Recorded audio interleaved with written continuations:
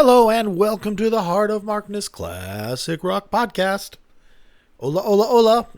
Today we have a lovely gem from Gems. Ha, ha, ha.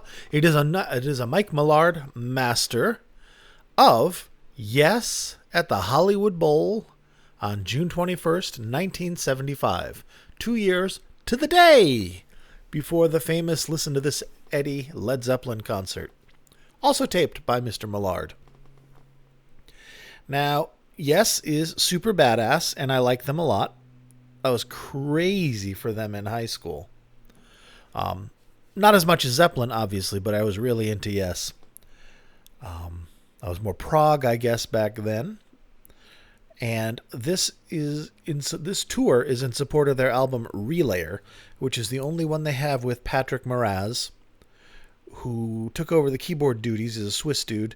Took over the keyboard duties after Rick Wakeman had enough with the direction Yes was taking after Tales from Topographic Oceans, and set off on his own to do his King Arthur stuff and Journey to the Center of the Earth stuff. And Rick Wakeman was huge in the 70s, and he is by far my favorite keyboard player. What about Jonesy? Rick Wakeman is amazing. Virtuoso and funny, and he was always the outlier with Yes. He enjoyed himself. He liked to have fun and party, as I understand. Not crazy like Jimmy Page, Keith Richards partying, but more than like the cup of tea and meditation partying that most of Yes was into in the 70s. Macrobiotics and things. Nothing wrong with that. Very healthy, very wise. But and Rick Wakeman, he was famously he was known to have food delivered in the middle of Yes concerts, because there were so many solo sections that went on for so long that he would just be sitting there doing nothing. So he would order takeout and have like curries delivered to him at his keyboard setup and just eat dinner, which I think is hilarious. Plus, he had long, blonde, like Greg Almond hair, and was prone to wearing iridescent silk or satin robes and capes. And anyways, he's just an amazing keyboard player. And my favorite thing of his is the solo on Starship Trooper on the Yes Songs, I think is what it's called. Holy shit, Yes Shows? Yes Songs, their first live album. That's just super cool. My God, keyboard solo. I listened to that in music appreciation class back in like 1985, maybe it was 86, and it certainly got me to appreciate Mr. Wakeman. I used to have a bunch of his albums, and I love hearing him play. And if you follow him on Twitter, he's a funny dude. He is a very, very funny dude. So, that's Rick Wakeman, who is not on this recording. Patrick Moraz is. He was only with Yes for the one album. Not because he's not a great musician. He is. It's that mainly the fans did not take to him after Rick Wakeman left. Because Rick was over the top. Rick was a showman. Rick was incredibly proficient, incredibly prolific, and Patrick Moraz went in a different direction, and mainly the fandom did not really take to him well, and the band apparently didn't either after all things were said and done. Musically, I don't think it was a personal thing, but maybe it was. But Rick Wakeman came back, and Patrick Moraz dipped out, and Yes continued to kind of slowly sink to the bottom of the tank for the rest of the 70s. They still put out solid music. Going for the One, great album. Tormato, after that, less so. And then the band kind of fell apart and reconvened for Drama, which had Trevor Horn from the Buggles and Jeff Downes, also from the Buggles, take over for Wakeman and John Anderson. And then that fell apart and reconvened with the Yes of the 80s with Trevor Rabin and 90125, and Jeff Downes went, which was produced by Trevor Horn, although he didn't sing for them any longer. And Jeff Downes went to form Asia with Steve Howe and John Wetton. So there you go. What's that have to do with this show? Nothing. Just a little bit of background, a little bit of context. So we have a beautiful Mike Millard master of the show at the Hollywood Bowl.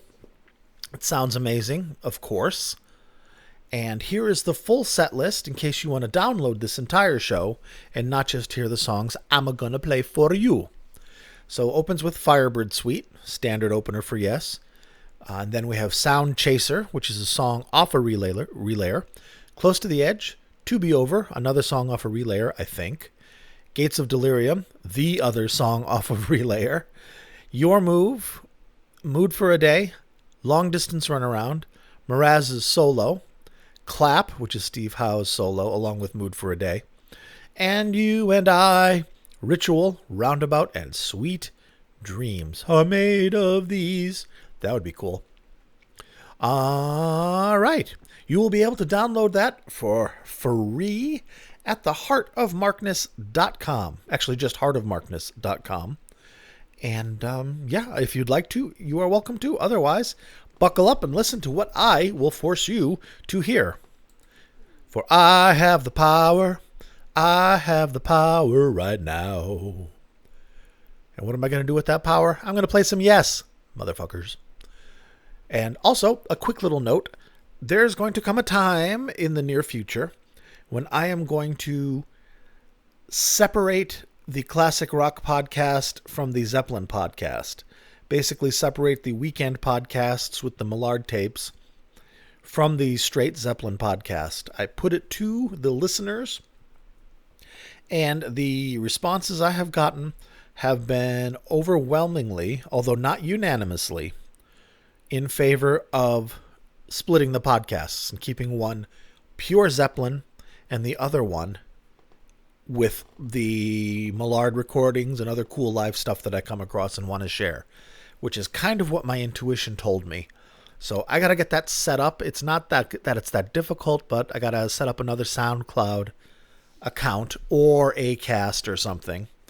And another Twitter and another Facebook group and da. So when I get those ducks in a row, I will let you know. And then this podcast that you're listening to now will be exclusively Zeppelin and Zeppelin-related stuff.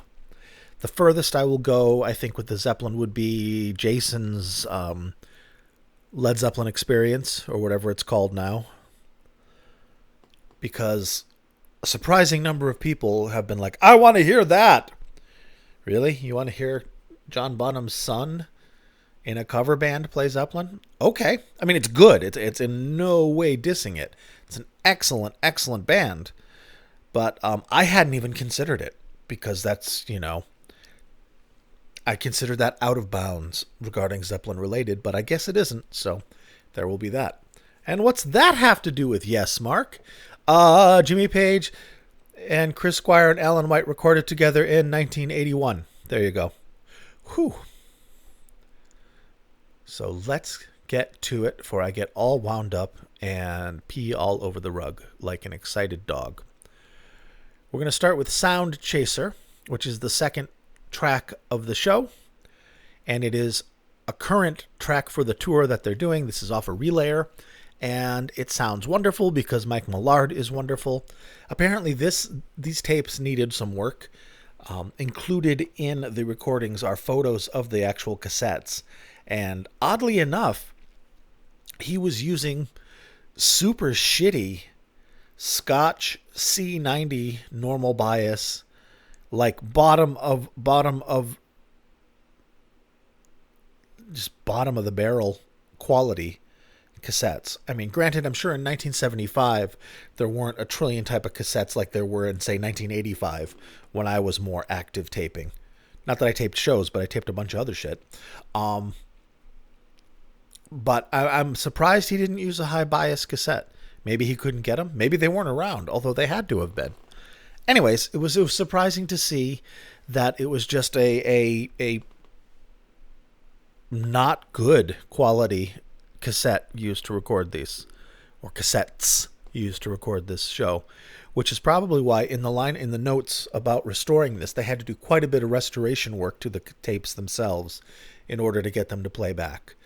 And that involves baking and respooling and putting in a new shell and new padding and to hold, a little pad behind the tape to hold it to the head. I don't know if they did the whole shebang, but they pointed out that they had to do a lot of work to this tape to get it to play. But they did, and it sounds great, and they were able to extract another Mike Millard masterpiece for us. So let's get to it and listen to Sound Chaser. Enjoy.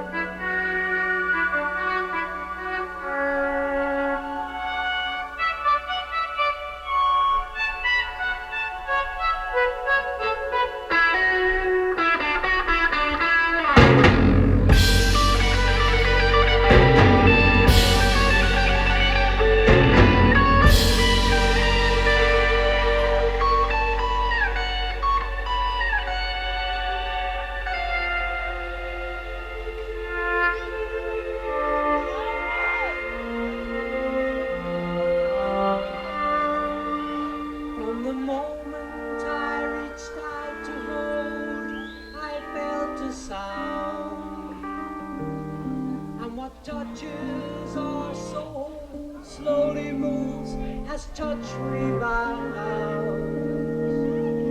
And to know that tempo will continue, lost in trance of dances, as rhythm takes another turn. As is my want, I only reach to look in your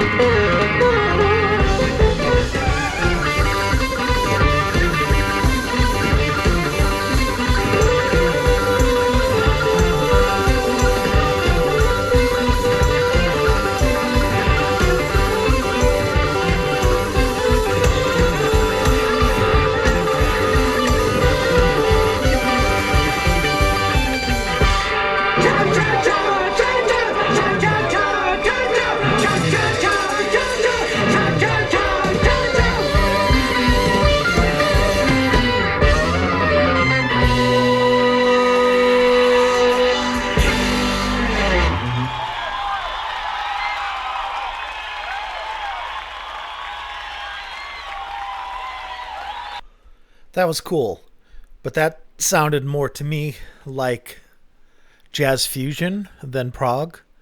I could see why people wouldn't like that. Yes, fans wouldn't like that as much. It kind of reminds me of Mahavishnu Orchestra in places, or maybe Return to Forever, or something like that. Anyways, it's excellent. Fantastically good. And a fantastically good capture by Mr. Millard. But I can see why Yes went back to Rick Wakeman after this. And Mr. Moraz, after his tenure with Yes, which lasted through 1976, he put out a solo album. And then in 78, he joined up with the Moody Blues, where he played on a lot of their latter day hits. Latter day, of course, being the late 70s through the 80s into the 90s. He was on Long Distance Voyager, The Present, The Other Side of Life, which was kind of the last one that was a hit. I saw them on that tour, actually, so I guess I saw him. And Moraz also, in the 80s, formed a little jazz duo with Bill Bruford, the former drummer from Yes, who left Yes because it wasn't jazzy enough. So that's cool. There's so much to look into with Yes. There's so much there with all the myriad talents that flowed in and out of that band. And now we're going to play for you something that is just Steve Howe and his guitar. It's Mood for a Day. It's a song, you know, it's off of Fragile. But I love it. I think it's beautiful. There was a time in the 90s where listening to this song actually pulled me out of a very, very, very, very dark place. Like I wasn't aware that I was in such a dark place until I heard this song on headphones and actually felt something.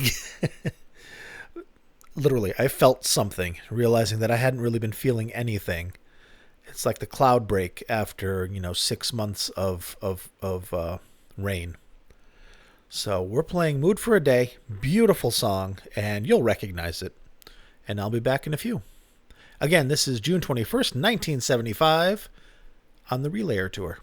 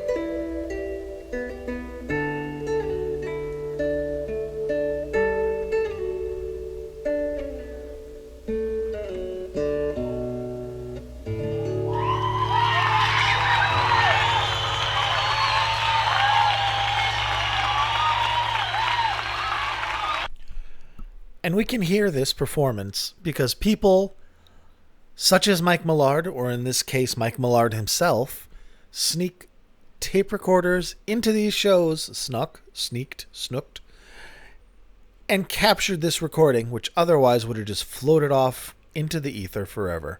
And now, thanks to Mike Millard, and thanks to the restorative and distributive work of Gems, we have this recording forever, or for as long as humanity or the internet lasts. And now, more people than attended the show back in 75 can hear the show. And it just means so much to me that, it's so important. And it's part of the reason why I'm going to divest this classic rock part from the Zeppelin part. Because it's a different mission. This is more an evangelical listen to this amazing shit. Whereas Led Zeppelin is more of an evangelical listen to this amazing shit. I don't know. Makes sense to me to split the streams. Not going to happen right away. Although it might. I may just go fuck it and split it. But anyways, you'll know. All right, friendos. Now's the boilerplate read for where you can find me. You can find me on Twitter at Heart of Markness. You can also communicate with me on that. Join the Facebook group Heart of Markness on Facebook. You can also communicate with me there. If you're interested in what I'm doing, either the classic rock or the Zeppelin, or the classic rock and the Zeppelin, and you're of a mind and have the means to support, take a look at patreon.com/heartofmarkness. See if there's anything there that interests you. And speaking of Patreon, I'm going to read off the honored list of the titans upon whose shoulders rests the Heart of Markness. These are the current patrons. Blessings be upon them. They are, in fact, the finest individuals this world can offer. And we give them a laurel and hearty handshake.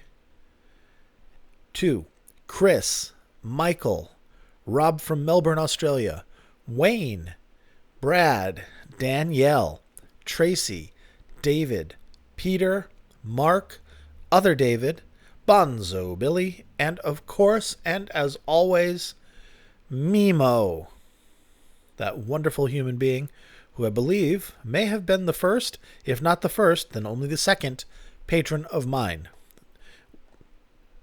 Blessings be upon you all, friends, and long may you run. You can also find me on heartofmarkness.com, as mentioned, where you can also find the shows that I cover. And if you're of a mind to, I am also on YouTube as well. I don't have the classic rock stuff uploaded yet because I'm still backfilling the Zeppelin stuff, although I'm into the teens now, episode-wise. I'm back before I got my mic. I'm back almost to the point where things are very spotty. But it's good stuff. All right, friendos, I thank you very much, and I offer you now the very last song of the podcast, which is a good old-fashioned Yes song that everybody knows, In and Around the Lake Roundabout. All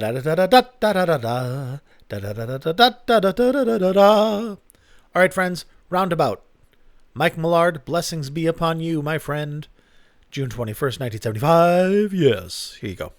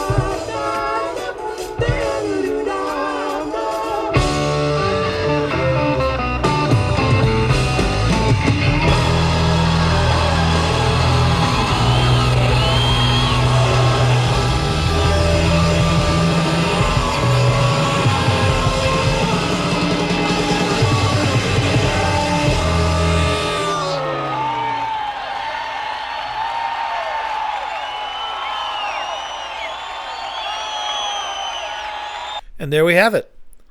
You got yourself one classic rock podcast featuring Yes on their Relayer tour.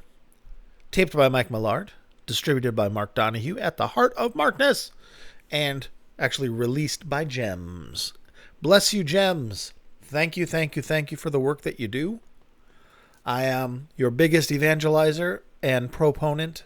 I think what you do is important to humanity, not just music fans, but to our culture and our civilization. This stuff is important, especially because now that we're getting on to a half century away from the time these events occurred, it's nice to have auditory records of it so that future generations will be able to know what life was like, what people listened to, and how these bands sounded on the stage without studio magic and editing and wizardry.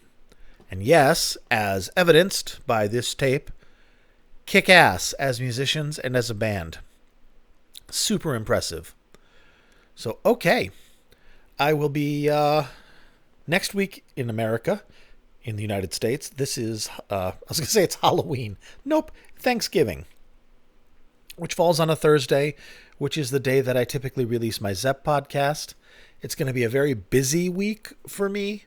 I plan and intend to get a Zeppelin podcast out on Tuesday, which would be the latest I could do it, since I don't think I'll be coming home Wednesday. I think I'll be going straight to my family's place.